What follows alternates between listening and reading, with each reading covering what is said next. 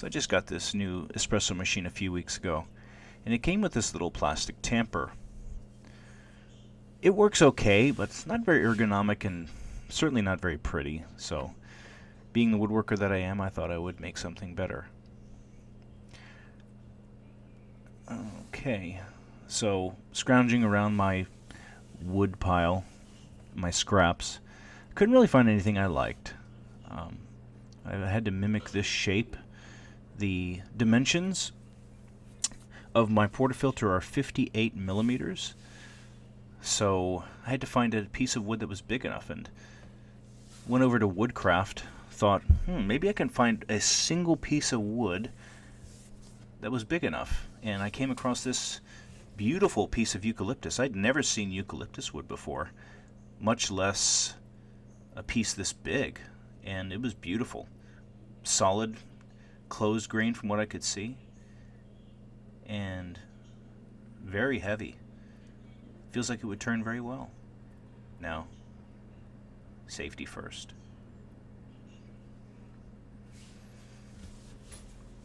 Now, I know that with portafilters and these little plastic tampers that they don't always come perfectly sized. Sometimes they're undersized. So I had to bust out my caliper, which I was surprised to know that it was low on battery because it kept blinking at me, as you can see here. So I didn't have time to run out and grab a new battery for it, but it still worked. So 58 millimeters, actually 58.5 millimeters or so. So this was the reference I had to go on. And this block of wood was fortunately oversized. I believe it was 2.5 by 2.5 by 6 inches when I looked at the measurements from the store.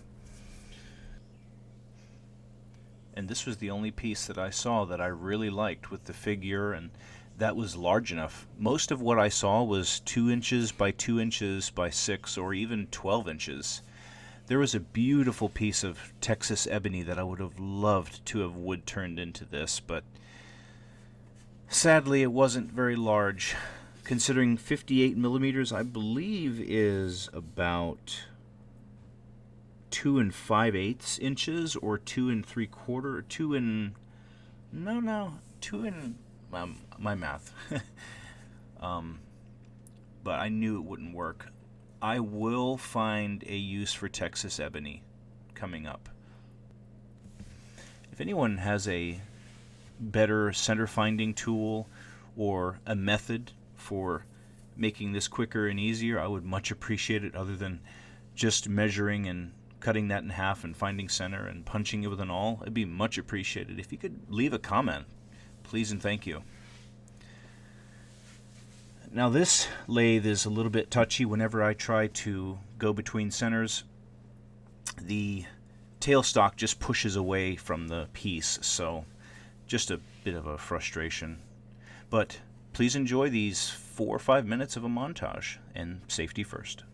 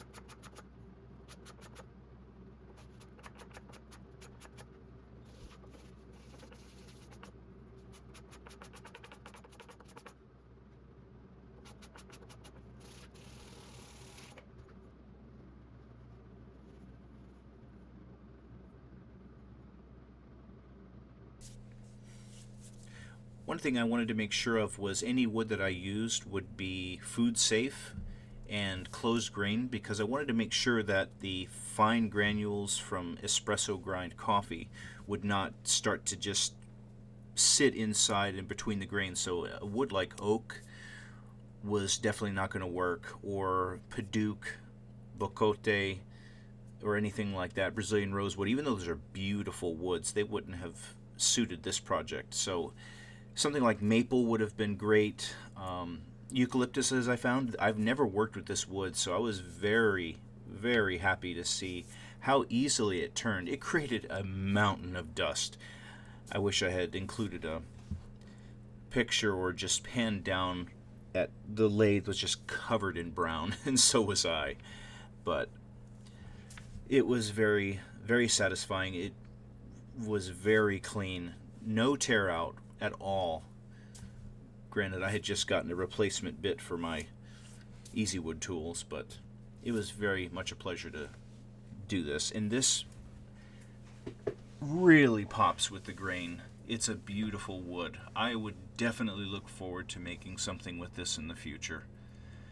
I would have to really come up with something just like this. I might even make another tamper, but using a kit where it has the stainless steel bottom and you just screw onto the top of it with your piece of wood. I think that would turn out just wonderful, just as this has. That grain is beautiful. And the bottom came out very flat. And honestly, I was just eyeballing the shape on this, but I got lucky, I think.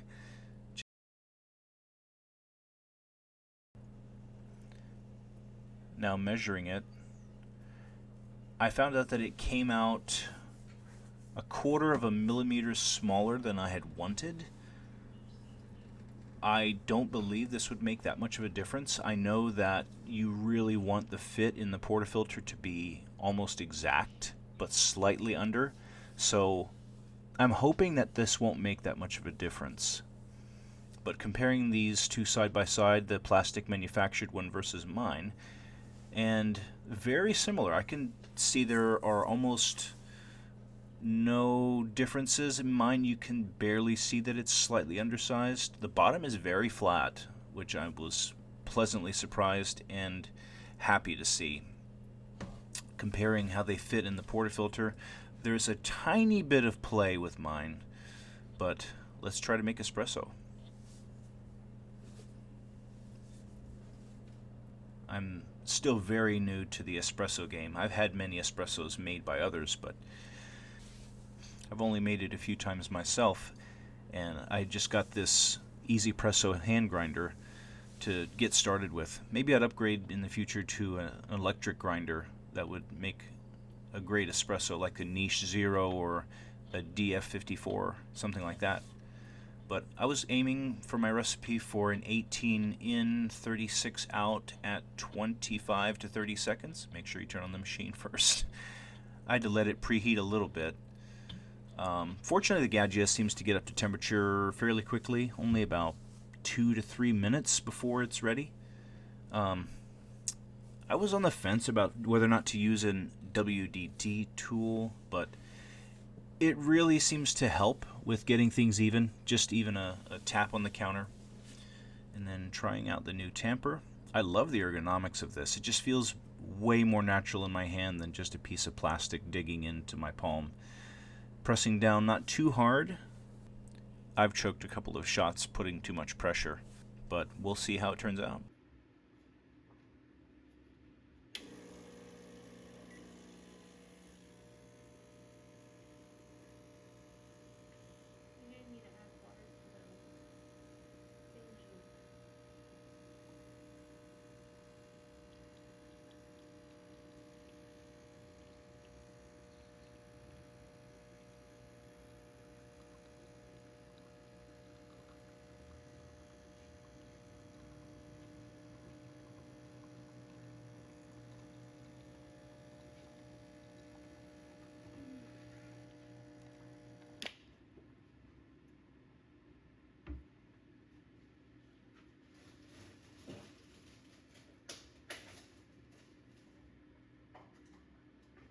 Now the shot ran a little long, so I think I might need to grind slightly coarser, but the crema looks great. Very nice, thick. Let's give it a stir. Break up that crema.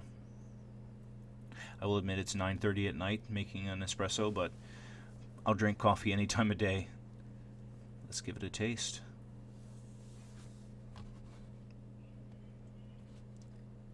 Thanks for watching, guys.